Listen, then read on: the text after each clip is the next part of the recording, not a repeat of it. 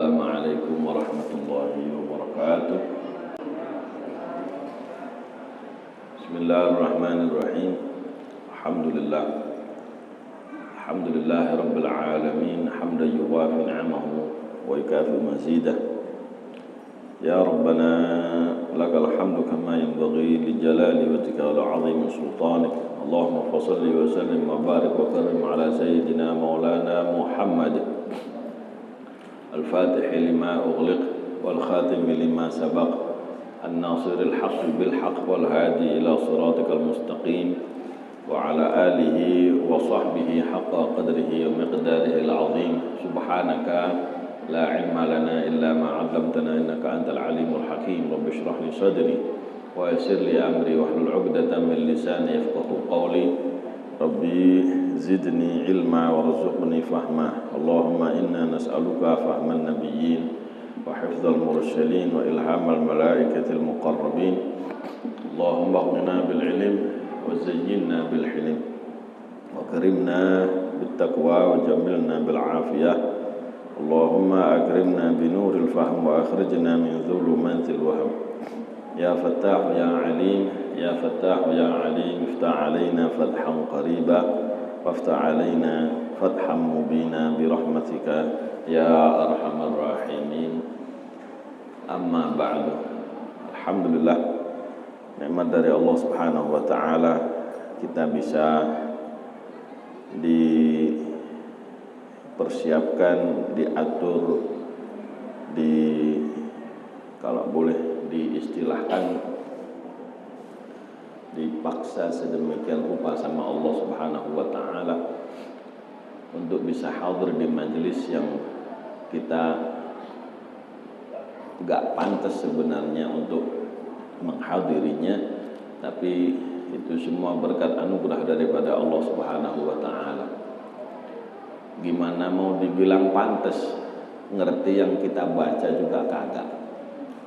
Ya, ada yang ngerti yang dibaca tadi apa? Ada yang ngerti? Nggak ada. Maksudnya apa? Kagak ngerti. Ya. Moga-moga sebagaimana Allah Ta'ala memudahkan kita, memuliakan kita untuk bisa hadir majelis seperti ini, bisa yang bermakna, yang berarti kehadiran kita adalah menjalin hubungan, memperkuat, mempererat hubungan dengan Nabi kita Muhammad sallallahu alaihi wasallam sebagaimana dalam doa wassilatil mausulah. Moga-moga Allah taala menyambungkan kita dengan Nabi kita Muhammad sallallahu alaihi wasallam sehingga kita mengerti apa khayal, apa cita-cita, apa yang diinginkan oleh para ulama, para aulia salihin, para pencinta Nabi kita Muhammad sallallahu alaihi wasallam. Ma'asyiral ikhwan, hadirin wal hadirat, adik-adik sekalian rahimakumullah. Kalau kita dalam kehidupan sehari-hari, terkadang kalau kita ditanya kepengin apa, maunya apa, kemauan itulah yang akhirnya kita ungkapkan dalam lantunan doa kita setiap hari kepada Allah Subhanahu wa taala. Orang yang pinginnya, yang maunya duit, tiap hari doa mintanya duit. Orang yang ngebet kawin, tiap hari minta kawin. Yang ngebet sama janda minta janda. Nah, yang ngebet jabatan tiap hari minta jabatan. Itu aja dalam doanya. Begitu juga para aulia sholihin. Beliau punya keinginan, beliau punya kemauan yang itu jauh sekali dengan apa yang kita inginkan, dengan apa yang kita mau. Apa? Mereka saking saking luar biasanya itu keinginan, sampai-sampai dicantumkan di dalam lantunan qasidah, dicantumkan dalam lantunan bait-bait syair, dan bahkan dalam doa yang kita baca tadi. Ya. Bahkan di ujung doa, dari inti semua kehidupan, yang paling penting dari kehidupan itu apa? Tadi yang kita baca, waqrimil arwaha minna bil liqa khairil ana. Ya Allah, mulia dan pantaskan kami ya Allah untuk bisa bertemu, untuk bisa bersua, berjumpa dengan Nabi kita Muhammad sallallahu alaihi wasallam. Ada orang kepingin ketemu sama pejabat, saking pinginnya begitu ketemu, masya Allah langsung selfie kan gitu. Saking apa? Saking merasa mulia, merasa luar biasanya satu pertemuan tersebut, sampai diabadikan, dikenang, ya, dan seterusnya. Begitu juga para ulama, aulia salihin. Inti dari semua permintaan yang paling akhir, waqrimil arwah minna bi liqa khairil anami. Ya Allah, muliakan. Enggak berani jasad kami itu ketinggian mintanya, ya. Minimal roh kami lah ya Allah. Artinya apa? Para ulama ini masya Allah, kalau nggak dapat jatah perjumpaan di dunia, nggak dapat di dunia jatah mimpi, kagak. Ya kayak kita ini kan, mimpinya genderuwo, mimpinya serem-serem gitu ya. Mimpi ulama kayak apa kayak, masalahnya nggak ada yang kenal, nggak ada yang dikangenin, nggak ada yang dipikirin, ya nggak ada yang nongol ulama mimpi di alam tidur kita, di alam mimpi kita. Apalagi anak-anak kita kayak gini, di model-model, masya Allah, ucrit-ucrit kayak gini ya, yang usra nih, sebelah sini usra, sebelah sini ucrit-ucrit. Usra kan agak gede dikit ya. Tahu usra kan? Usra tahu nggak? Bukan zaman ente ya. Ucrit tahu ucrit? Nggak tahu kalau zamannya SpongeBob itu, nggak jelas jadinya. Tahu ucrit nggak? Ada sinyal nggak ini? Do you understand? Yes. Yang satu bengong. Dikasih bahasa ngomong Indonesia kagak ngerti, kasih Arab bingung ya. Ngerti ucrit nggak? Enggak gitu loh, kalau nggak ngerti nggak usah dipikir, nggak usah bilang aja nggak ngerti, nggak kenal gitu. Jadi beda dengan apa yang ada di lingkungannya para aulia sholihin, lingkungannya para ulama, apalagi ulama sebelumnya lagi, apalagi ulama sebelumnya sampai tabi'ut tabi'in, tabi'in sampai para sahabat. Anak kecil-kecilnya, pemuda-pemudanya normal, sehat, bahkan jadi pahlawan, jadi luar biasa. Nggak beda sama anak-anak kita, ya, nah? Anak-anak kita masya Allah kena banyak penyakit yang Allah Ta'ala munculkan di akhir zaman, kena banyak fitnah, sampai saking terkena fitnahnya nggak kenal sama Nabi kita Muhammad Sallallahu Alaihi Wasallam. Wis nggak peduli, nggak pengen tahu ya, apa itu Nabi, apa itu Rasul, wis nggak ngerti blas itu. Ngertinya Superman, Batman baru kenal dia. Ya, Batman tahu deh. Iya, guru besar gitu. Nah, ini alhamdulillah kita dipantas-pantaskan sama Allah untuk meniru para aulia sholihin, meniru para ulama dalam rangka mengaplikasikan perintah Allah Ta'ala dan Rasulnya. Maka disusunkanlah bagi kita program yang seperti ini. Ya. Jadi ketika ada perintah dari Allah wa aqimus shalah, itu Nabi mempraktekkannya, membentuk satu sistem. Allah menjelaskan aqimus shalah, dirikanlah sholat. Enggak dijelaskan waktunya kapan, jumlahnya berapa, itu mendirikan sholatnya di mana, enggak dijelaskan sama Allah, tapi dijelaskan sama Rasulullah dalam hadis. Wah, kata akhirnya jadilah masjid, ya, jadilah berbagai macam peradaban Islam yang itu semuanya dalam rangka menjalankan perintah Allah Subhanahu wa ta'ala dan Rasulnya. Sampai kita zaman kita sekarang, ya, ada Darul Jannah, masjid gede kayak begini, pakai karpet, pakai layar. Ini jangan dibilang pakai layar segala di masjid bid'ah, nggak masalah. Repot nanti, ya dah. Oh, zaman Nabi nggak pakai layar-layaran. Ya rubah aja semua masjid zaman Nabi nggak pakai karpet-karpetan, ayo. Jangan gitulah. Otak ini yang rada cerdas dikit lah, mikirin, ya dah.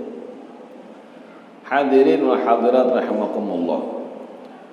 Jadi alhamdulillah kita dipantas-pantasin hadir acara kayak begini, ya, untuk membaca doa, untuk bersolawat, itu semuanya ada landasan syar'inya. Yang jelas diramu sedemikian rupa, makanya kadang-kadang ada orang baca Quran nggak bisa untuk menghayati, nggak bisa nangis, nggak bisa terharu, gitu. Tapi begitu dengar sholawat, begitu dengar maulid, beda. Kenapa? Sebagian ulama mengatakan iya, karena Al-Quran itu masih bahan mentah. Hanya orang yang ahli ngeracik, bisa ngeramu, baru bisa merasakan, mencicipinya dengan enak. Kalau kita ini dikasih bahan mentah, kasih bawang, kasih cabai, kasih kunyit, kasih jahe, mungkin ditelan, dikunyah gitu. Tapi para ulama begitu melihat bahan yang ada dalam Al-Quran, bahan yang ada dalam hadis, itu diramu sedemikian rupa, akhirnya timbullah cita rasa dalam ungkapan bait syair, dalam ungkapan paragraf-paragraf dari yang kita baca, ya. Akhirnya kita yang awam pun gak ngerti artinya, kadang-kadang ngerasa luar biasa. Karena apa? Karena sudah diramu, gitu. Itu perlunya kita ngikut ulama itu gitu. Gitu. Kalau ceritanya kiai yang dulu itu, ada orang yang gak suka, jangan baca kitabnya ulama, langsung aja, ulama kan gak maksum. Oh gitu, bisa langsung, ini senangnya langsung. Oh ya bisa. Akhirnya kiainya manggil istrinya, Mi, Munyai, siapin kopi, kak biasanya. Siapin kopi, termos, ada lepek, ada cangkir, ya, ada kopinya. Ayo, monggo, langsung aja, kata. Digituin sama dia. Ayo, ya. Ayo, saya langsung, udah langsung. Ternyata langsung itu apa? Dia kopi dibuka, masukin ke cangkir, masukin ke cangkir. Kata kayak, loh kenapa pakai cangkir segala? Nggak langsung, ini kan senangnya langsung kan? Sindir gitu. Udah langsung aja. Itu kopi masukin ke ceret, kokopen. Nanti kokopen. Itu termos, air panas masukin kopi, wis nggak pakai cangkir-cangkiran, nggak pakai lepek-lepekan, apa lepek ini? Piring kecil. Iya wis itulah. Wis langsung kokopen aja dari termosnya gitu. Orang sekarang itu nggak ngerti kenapa harus pakai ulama. Nanti ulama diterjemahin sama kiai, kiai diterjemahin sama ustadz. Karena apa? Ya, karena beda derajat tadi. Gitu. Akhirnya untuk memahami, mengerti maksudnya itu nggak nyampe. Itu makanya butuh sarana, butuh wasilah. Nah ini alhamdulillah kita bisa Allah berikan program yang seperti ini. Moga-moga kita termasuk orang-orang yang pandai mensyukuri nikmat Allah Subhanahu wa taala, anugerah yang besar ini insyaallah, sehingga akan senantiasa ditambah sama Allah Subhanahu wa taala. Amin ya rabbal alamin. Kita lanjut kajian di kitab Tarikhul Hawadits wal Ahwal An-Nabawiyah sampai peristiwa tahun ke-7. Wa fi hadhihi sanah hasalat waqa'atu Bu'ats, dan pada tahun ini wa fi hadhihi sanati, di tahun ini hasalat waqa'atu Bu'ats, terjadi yang namanya perang Bu'ats. Wa huwa, adapun perang Bu'ats, ismu hisnin lil Aus, nama benteng bagi Aus. Benteng. Apa benteng? Apa benteng? Hah? Ini ngerti nggak ini wujud benteng, tahu nggak? Apa? Hah? Tahu benteng? Tahu benteng tuh? Hah? Banteng tahu, beda. Benteng. Banteng. Zaman kita sudah jarang ada benteng karena situasinya sudah beda. Dulu itu setiap kampung berkumpul beberapa rumah, itu jadi satu suku untuk selamat tidak diserang sama kampung yang lain, sama suku yang lain, dibangun tembok tinggi supaya nggak bisa masuk. Itu namanya tembok, ini namanya benteng. Ada pintu gerbangnya, ada tempat nyerang, ada tempat memantau, ada musuh mendekat enggak gitu. Karena zaman dulu itu antar suku, antar kampung saling serang. Makanya setiap kampung ada bentengnya. Sekarang zaman kita boro-boro benteng, gapura aja nggak ada sekarang. Kalaupun ada tinggal pakai bambu. Ya udah. Saking amannya di zaman kita. Alhamdulillah ala hadhihi ni'mah. Dulu nggak bisa, nggak pakai benteng, waduh, nggak bisa tidur itu. Siap-siap aja diserang. Makanya dulu sampai ada peristiwa yang namanya perang Khandaq atau perang Ahzab. Apa? Khandaq. Khandaq itu artinya parit. Apa parit? Galian. Jadi tanah di bagian depannya Madinah itu digali. Supaya apa? Pasukan yang mau nyerang 10.000 orang. Tahu 10.000 orang itu berapa soft kira-kira? Kalau barisan ini berapa soft? Badui, berapa soft? 10.000 kira-kira berapa soft? Bisa ngitung nggak? Hah? Berapa? Kalau satu softnya ini misalnya 50, berarti ke belakangnya berapa? 10.000 aja bingung kayak gitu. Berapa? 50 ke sana, ke belakangnya berapa soft? Sekolah nggak sih? Ayo berapa? Kalau ke sana 50 orang supaya jadi 10.000, jadi berapa ke belakangnya? 200. Berapa? Kok nggak bisa sih kok ngitung-ngitung? Ngitung 10.000 aja musyawarah dulu rapat ya. Zaman now. Untung nggak disorting, masuk RCTI itu. Disorting. Ini zaman sekarang itu hasil pendidikan zaman now lah. Tapi naik kelas ya, alhamdulillah. 50 kali berapa? 200 karpet. 1, 2, 3, 4, 5. Ini hitungan karpet ke belakang itu berapa? Itu kalau penuh semua 10.000 orang itu mau nyerang ke Madinah. Gimana caranya supaya selamat? Nggak ada. Masa mau bangun benteng lama? Akhirnya apa? Itu tanah digali, dibikin galian lebarnya 3 meter, 3 karpet gitu. Itu gali tanah yang 3 karpet ini. Kalau ini 1 meter, 1 meter misalnya, ya 3. Dalamnya 3-4 meter. Dalamnya sama 3 karpet lagi. Panjangnya 4.000 meter. Digali pasir. Yang gali 1.500 orang. Kenapa 3 meter? Supaya kuda lompat itu nggak bisa. Dalam riwayat ada yang mengatakan 6 meter.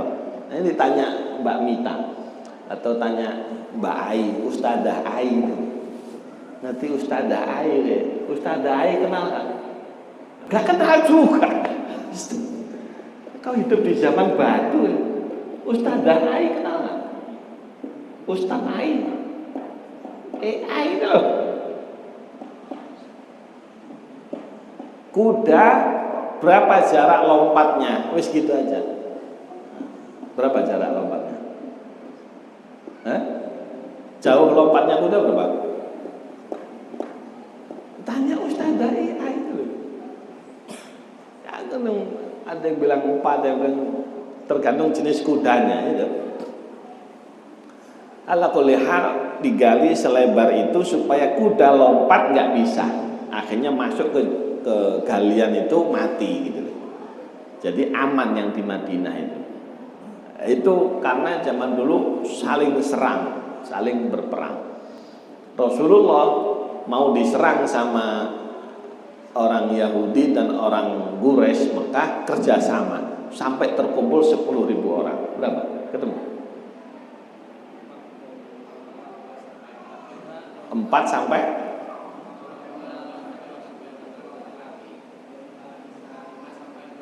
ya, berarti 6 lah. Kalau kuda yang paling hebat, yang paling tinggi itu 6 meter bisa nyampe, 6 karpet bisa lewatnya. Kudanya lari kenceng, lompat 6 meter. Kalau kuda delman yang di kebun raya 2 meter nyemplung ya. Apalagi kurang makan. Hadirin wal hadirat rahmah, itu benteng. Bihi harbun azimatun bainahum. Di benteng itu ada perang besar di antara mereka, wa bainal Khazraj, antara Aus dengan Khazraj. Aus dan Khazraj ini satu ponakan, satu misanan. Ya. Apa kalau misanan ini? Bapaknya itu saudaraan gitu loh. Mbahnya satu sama Yahudi diprovokasi, akhirnya berantem. Jadi Yahudi ini dari dulu bikin perang aja, gitu. Supaya apa? Supaya dia bisa memimpin, memanfaatkan apa? Segala yang dimiliki sama Aus dan Khazraj. Itu singkatnya begitu. Wis gini aja, wis pakai bahasa dunia inti deh. Perang Bu'as, latar belakang pemicu hikmah strategi dakwah Nabi. Hikmah strategi dakwah Nabi. Bisa maca kalau gini, Arab wis ora ngerti blas. Jadi perang Bu'as itu adalah perang antara saudara sepupu. Wah, sepupu ngerti nggak tuh? Sepupu ngerti nggak? Nggak ngerti. Gitu ada isyarat. Nggak ngerti. Berarti ada sinyal. Kok begini? Sepupu ngerti nggak tuh? Hah? Apa coba? Saudara apa? Bapak atau ibunya saudara punya anak lagi, ya kan? Antar anak. Bapak kamu punya adik, bapak punya anak kamu, adik bapak punya anak lagi. Nah ini namanya sepupu. misanan. Apa bahasa lainnya apa? Mama, anak mamang sama anak paman itu sepupuan namanya. Ya. Ini ada yang sepupuan ini. Itu ngantuk. Ini ada yang sepupuan enggak ini panitia? Anak ente sama siapa itu? Iya kan? Nah, Fatir sama ente itu sepupuan namanya. Bapak ibunya saudara gitu. Nah, ini perang Bu'as itu Aus sama Khazraj itu sepupu. Berantem coba. Sampai 120 tahun. Ada yang umur 120 tahun itu tiap hari berantem, perang. Gitu. Mending main bola 120 tahun. Ini perang, bunuh-bunuhan. Karena ada intervensi pihak ketiga, yakni Yahudi Madinah. Nah, Yahudi Madinah itu ada 4, catat. Ditanya nggak bisa kok tak dapat hadiah.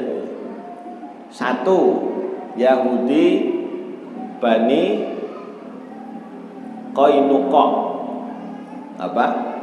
Bani Qainuqa. Yang kedua, Yahudi Bani Nadir. Yang ketiga, Yahudi Bani Quraidah. Apa? Quraidah. Yang terakhir, Yahudi Khaybar. Bani Qainuqa, Bani Nadir, Bani Quraidah. Yang keempat, Bani Yahudi Khaybar. Itu suka memprovokasi. Gitu. Apa memprovokasi? Nah, apa provokasi itu?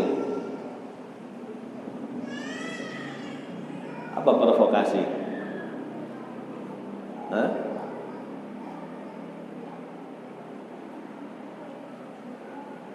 Enggak ngerti orang. Hah?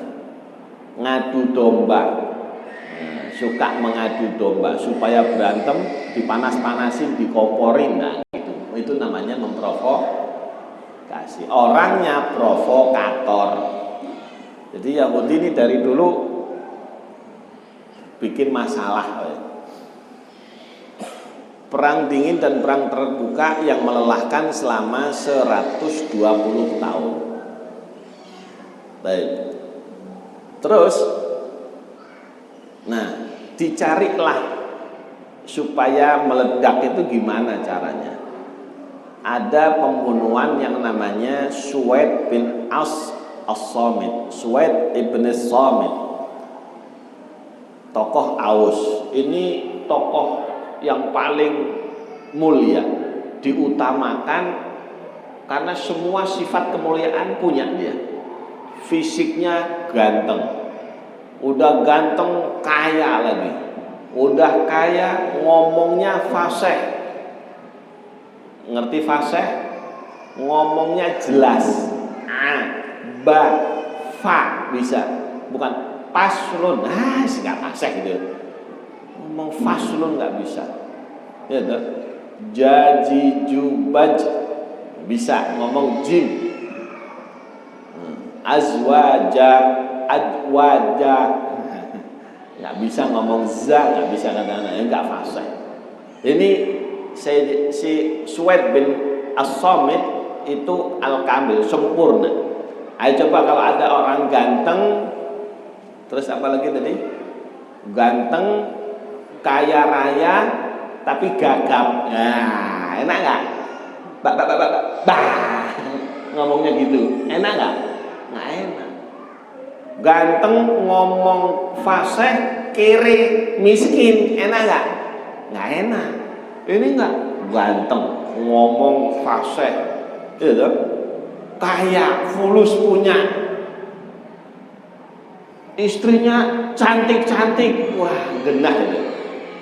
Ganteng, kaya, fasih, istrinya janda tua, ya nasib, ya kan? Apa? Pede nggak jalan-jalan?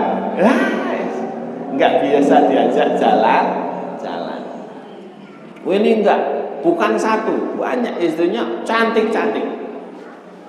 Apalagi anak buahnya banyak, orang pada nurut semua. Orang kayak begini dibunuh, ngamuk nggak kira-kira? Ngamuk, balas dia, dendam dia. Nah, Suwaid bin As-Samit ini tokoh Aus dibunuh sama Khazraj. Hubungan Suwaid dengan Islam. Suwaid ini dalam riwayat pernah bertemu sama Rasulullah. Jadi Rasulullah itu setiap tahun begitu musim haji mesti nyari siapa yang datang ke Mekah. Ditawarin ngobrol. Ini saya diutus sama Allah. Wah, dari mana kok? Iya, saya dikasih Al-Quran. Itu begitu dibacakan Al-Quran, orang Arab pasti diem. Karena apa? Orang Arab pasti kenal ini bahasa manusia sama ini bahasanya Tuhan. Dia bisa membedakan. Gitu. Kalau kita dibacain Al-Quran ya diem, cuma nggak mau bisa membedakan karena pelongo-pelongo. Bedanya tipis gitu aja. Gitu. Orang Arab dibacain Al-Quran langsung diem, nyerah. Ini gitu. Langsung nerima, langsung tunduk. Ya. Nah, Suwaid ini begitu dibacakan Al-Quran, hadza kalamun hasan, langsung dipuji. Ini kalimat-kalimat yang sangat indah, sangat bagus. Pulang udah masuk Islam, gitu. Banyak sahabat mengatakan dia meninggal dalam keadaan Islam. Nah, kemudian ada lagi peristiwa tokoh Aus lagi, Hudair dan Amr bin Nu'man dari Khazraj itu juga dibunuh. Wah, akhirnya saling tuduh menuduh. Wah, ini gara-gara gara-gara udah perang deh. Nah, itu diantara sebab pemicu. Nanti ada sebab-sebab yang lain dalam sejarah. Nah, Suwaid tadi, tokoh utama tadi, tokohnya Aus itu punya anak, gitu loh. Punya anak. Nah, yang membunuh juga punya anak. Akhirnya anak sama anak ini tadinya sama-sama masuk Islam. Begitu Rasulullah datang, mereka berdua, Aus dan Khazraj ini beriman semua, masuk Islam. Tapi yang namanya dendam itu susah menghapuskannya.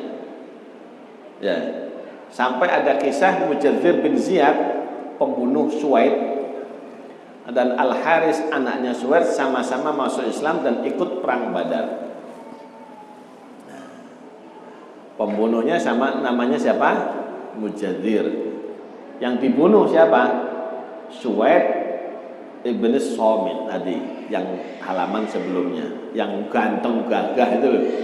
Itu Suwaid, tokoh utamanya. Nah, dulunya pembunuh, akhirnya masuk Islam. Anaknya yang dibunuh masuk Islam juga, namanya Al-Haris.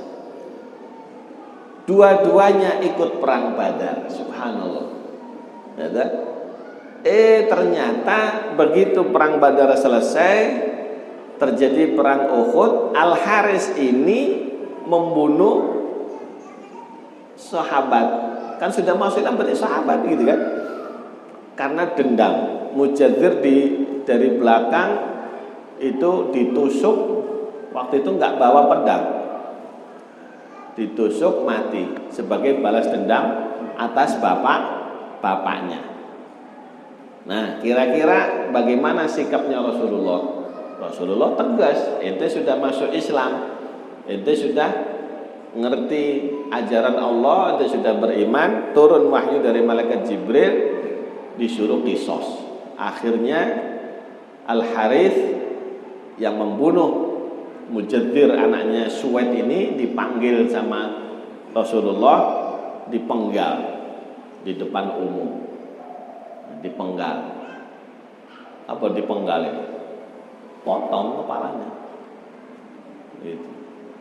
Karena kisos. Gitu. Orang yang membunuh dibalas bunuh gitu. Kalau sekarang kan pembunuhan itu serem ya. Ditembak, ada yang disuntik, ya, itu lebih menyiksa. Kalau dipenggal itu enggak. Itu penelitian yang membuktikan. Itu kambing, sapi yang dipenggal dengan cara Islam itu begitu diteliti dia tidak kesakitan. Subhanallah. Ya. Nah, itu gerakannya itu apa? Gerakannya itu hanya apa? Keluarnya roh dengan cepat. Jadi lebih gampang matinya.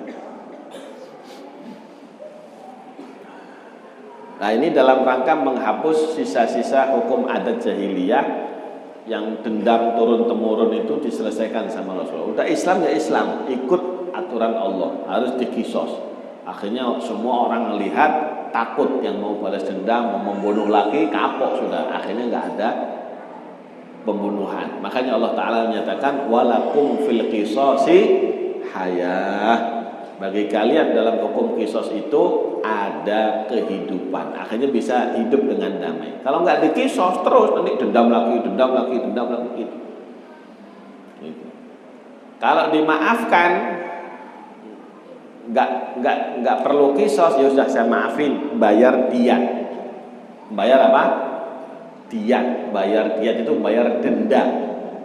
Dendanya berapa? 100 nmek. Ngerti nmek ya? Nmek ngerti, onta nggak pernah ngeliat kok. Pernah ngeliat onta? Di mana? Hah?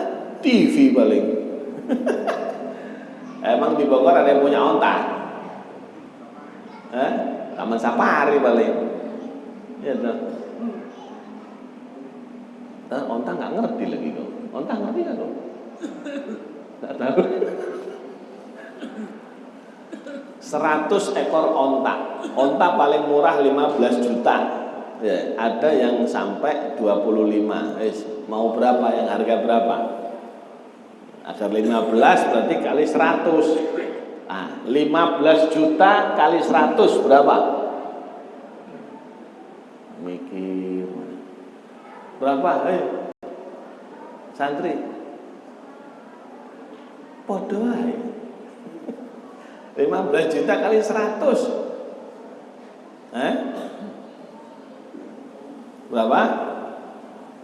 1 M setengah.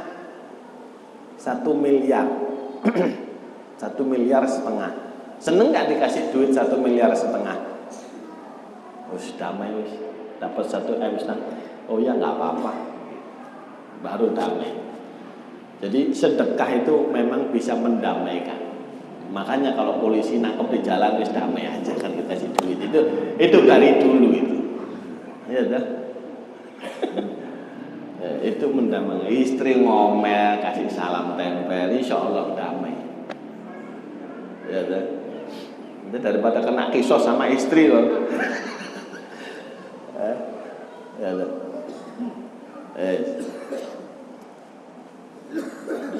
Ada pembunuhan paman ya, supaya cepat meninggal dibunuh. Ternyata yang dibunuh yang baik. Akhirnya anak-anaknya dapat diat.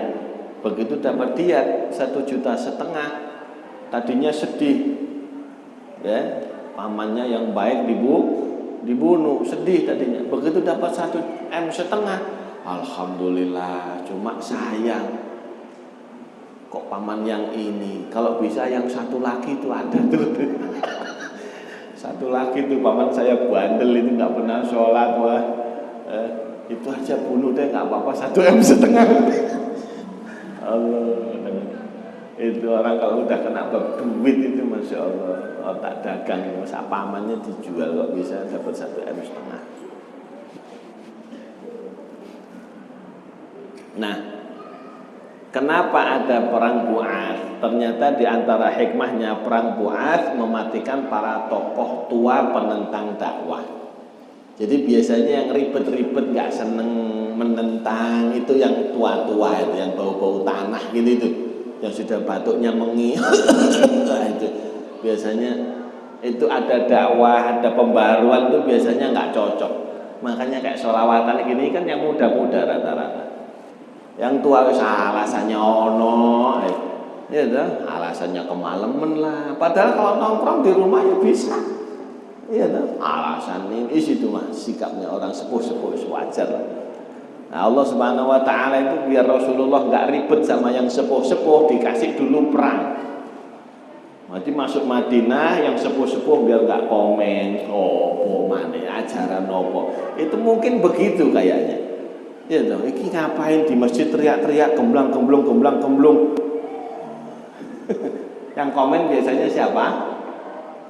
Yang tua. Yang anak muda, asik hadroh, aku belajar. Anakmu muda, seneng ada hadroh, seneng. Nggak ada anak muda, kok kayak gereja? Nggak ada, lebih cerdas soalnya. Ya toh. Nah, yang kolot-kolot mungkin yang nggak ngerti, wajar lah. Kayak dulu. Dalam sejarah itu Allah mempersiapkan dakwah Rasulullah supaya gampang, tidak ngadepin kesepuhan-kesepuhan, dikasihlah kejadian namanya perang Bu'ats. Modiar kabeh yang sepuh-sepuh, tinggal tokoh-tokoh muda akhirnya pada masuk Islam itu. Sayyidina Usaid bin Khudair, Sayyidina Mu'ad, Sayyidina fulan, banyak pemimpin-pemimpin. Sayyidina siapa? As'ad bin Zurarah, ya, banyak pemimpin Aus dan Khazraj masuk Islam. Menyisakan kepemimpinan para anak muda yang dinamis dan rindu akan kedamaian. Anak muda zaman dulu, pemimpin muda zaman dulu. Kayak muda sekarang mah nggak tahu itu ya. Beda lagi itu, nggak masuk dalam sirah itu mah. Nah, kita kan juga punya pemimpin muda yang nggak tahu itu ceritanya gimana. Perkataan Sayyidah Aisyah. Sayyidah Aisyah ini komentar tentang perang Bu'ats. Perang ini memecah solidaritas kebatilan mereka sehingga mereka mudah menerima Islam sebagai pemersatu. Karena mereka hidup terpecah belah, ya, akhirnya kepingin hidup itu tenang, hidup itu damai kayak kita sekarang itu, masya Allah, nikmat Indonesia ini. Moga-moga senantiasa dijaga amannya sama Allah Ta'ala. Jangan sampai ketularan negara-negara Timur Tengah ya, perang, masya Allah. Orang kita nggak perang aja banyak utang, apalagi perang itu loh. Itu perang Israel itu 13 triliun sehari. 13 triliun, tahu kok? 13 triliun nolnya berapa itu? 11. Salah, kenceng salah. 1 triliun nolnya berapa? Hah? 11. Ada berapa? 12. 03 berapa? Nolnya kalau 3 berapa? 1000. Nolnya 6 sejuta, jutaan. Ditambah 3 lagi 9 jadi miliar.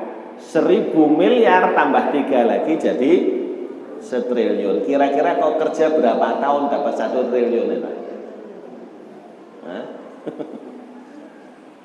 Sampai punya cucu, punya cicit belum nyampe 1 triliun ya. Ini ada yang sudah pernah megang 100 juta gitu, bisa dihitung palingnya. Rata-rata UMR Allah ya. Itu masya Allah, dahsyatnya perang, anugerah dari Allah sekarang. Itu satu pesawat, tahu pesawat tuh? Pesawat yang biasa itu kalau dibeliin mobil dapat 22.000 mobil Avanza satu pesawat. Tanya Mbak Jibril, harga pesawat itu berapa. Kalau dibeliin mobil dapat berapa? Itu satu pesawat. Pesawatnya toh nggak pakai bomnya belum bayar lagi itu. Itu pesawat toh ditukar mobil yang di pinggir jalan itu dapat 22.000 mobil. Ya, apalagi bomnya. Tambah mah. Pokoknya di total perang Israel sama Iran itu sehari modalnya 13 triliun. Nah, tahu kok. Negara kita nggak perang utang. Keren gitu ya. Makanya jangan bodoh-bodoh. Jadi orang Indonesia yang pintar. Kalau enggak kita diadu domba. Antar Facebooker diadu domba. Antar umat Islam diadu. Antar ibu-ibu diadu. Antar pemuda diadu. Akhirnya sibuk beradu berantem bodoh. Akhirnya upaya Aus mencari sekutu ke Quraisy digagalkan secara persuasif oleh dakwah Nabi SAW. Ini menjadi pembuka untuk dakwah Islam. Jadi begitu tadinya orang Aus dan Khazraj ini datang ke Mekah itu sebenarnya minta bantuan ke Quraisy setiap musim haji supaya ngirim pasukan, ngirim bahan pangan, persenjataan dan sebagainya. Ternyata ketemu Nabi diajak syiar Islam, diajak masuk Islam. Satu, nggak jadi. Yang kedua, kelelahan psikologi akibat perang membuat penduduk Madinah menerima seruan di Bukit Aqobah. Tahun pertama masuk Islam 1, tahun kedua 1, baru tahun ketiga itu musim haji Bai'atul Aqobah pertama 6 orang. Tahun depannya lagi Bai'atul Aqobah kedua 12 orang, Bai'atul Aqobah ketiga sampai 70 orang Ansor. Jadi semuanya itu bertahap. Bertahap. Transformasi sejarah bersatunya Aus dan Khazraj itu terjadi di bawah kepemimpinan Rasulullah SAW membawa ajaran Islam. Akhirnya Allah memuliakan Aus dan Khazraj menjadi apa? Bertransformasi. Apa transformasi? Berubah. Tadinya sebut Aus Khazraj, sekarang namanya dijadikan satu jadi Ansor, sahabat Ansor. Ansor ini terdiri dari 2, Aus dan Khazraj. Subhanallah. Itu mahal itu. Dapat gelar dari Allah, dimasukkan ke dalam Al-Qur'an. Nah, itu ringkasan. Jadi hikmahnya perang Mu'adz itu Allah kepingin mempermudah dakwahnya Rasulullah sehingga kira-kira cuma 23 tahun sudah beres. Yang mempersiapkan siapa? Allah. Makanya takbiran itu Allahu Akbar, Allahu Akbar, la ilaha illallah, wallahu akbar, sadaqa wa'dah wa nasara 'abdah wa a'azza jundahu wa hazamal ahzaba wahdah. Allah sendiri yang mempersiapkan. Jadi jangan khawatir, tugas kita hanya terlibat dalam dakwah, ikut entah bagian apa saja, semuanya urusan persiapan, urusan ini nanti Allah yang memudahkan. Selama kita niat sungguh-sungguh berkhidmah kepada Rasulullah, ya, apalagi yang bisa kita sumbangsihkan, yang bisa kita berikan demi perjuangannya Rasulullah di zaman kita, yang enggak ada. Ya, kita ikut acara kayak begini, ikut meramaikan syiarnya Rasulullah, ikut ngeberesin, ikut mempersiapkan, gitu. Nah, itu yang bisa kita atukan. Moga-moga yang sedikit ini diterima sama Allah Ta'ala dan Rasulnya, menjadi sebab kita mendapatkan syafaat Nabi kita Muhammad Sallallahu Alaihi Wasallam. Ini singkat ya sejarah perang Mu'adz. Kalau kepingin lengkapnya nanti kajian yang di lembaran itu silakan dibaca. Kalau nggak ngerti tanya sama si Dola atau sama Ustadz Ai. Moga-moga yang sedikit ini diberkahi sama Allah Ta'ala. Amin ya rabbal alamin. Wa ma taufiqi illa billah, alaihi tawakkaltu wa ilaihi unib.